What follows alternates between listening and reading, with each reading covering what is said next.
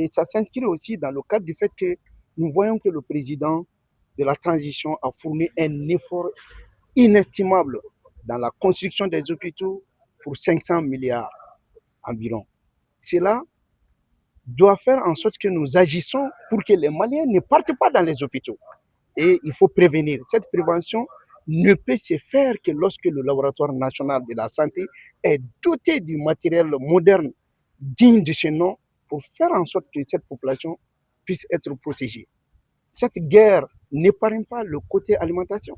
Le Mali importe plus que nous exportons. Nous sommes face à toutes sortes d'alimentations. Alors que le laboratoire censé analyser ces aliments n'a pas les moyens nécessaires pour pouvoir protéger la population malienne. Même si aujourd'hui, la douane joue son rôle, la direction de l'industrie joue son rôle, et que enfin, nous n'avons pas les moyens de pouvoir contrôler la qualité de l'alimentation de la population malienne, c'est un problème. Parce que nous sommes exposés à plus de 200 maladies transmissibles à travers ces maladies, à travers ces aliments.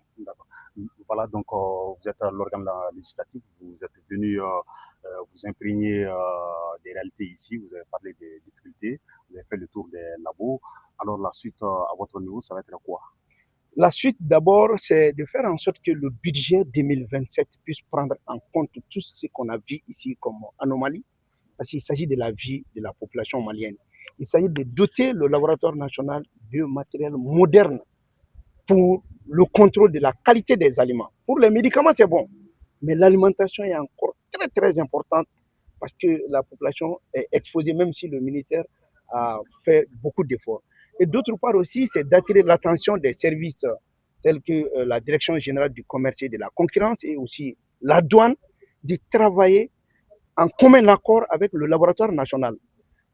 Leur travail ne prospéreront pas tant que le laboratoire aussi ne travaille pas à un certain niveau. Donc, il faut une collaboration entre le ministère de la Santé et du Développement social à travers le laboratoire national, aussi le ministère de l'Industrie à travers la direction du commerce et de la concurrence, et aussi la douane, pour qu'ensemble, nous puissions faire en sorte que la population malienne ne mange pas tout et qu'on puisse faire face à cette guerre qui ne dit pas son nom, parce que tout le monde connaît très bien que si ils ne parviennent pas à nous vaincre sur le terrain par les armes létales, ils vont nous vaincre avec d'autres armes létales dans le domaine médical. Donc il faudrait que nous, en tant que commission de la santé, que nous jouions ce rôle pour abréger la souffrance de la population malienne, pour prévenir des maladies. Notre intention n'est pas que les gens remplissent les hôpitaux. Donc vous allez attirer l'attention des décideurs.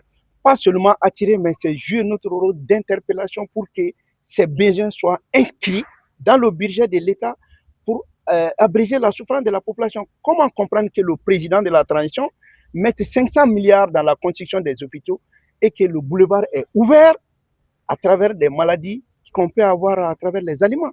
Donc il faudrait attirer l'attention, pas seulement ça, mais de jouer notre rôle pour faire en sorte que ces éléments puissent être pris en compte pour protéger la population malienne contre d'autres insécurités qu'on appelle l'insécurité alimentaire et puis qui peut être médicamenteuse. Merci beaucoup. Merci infiniment.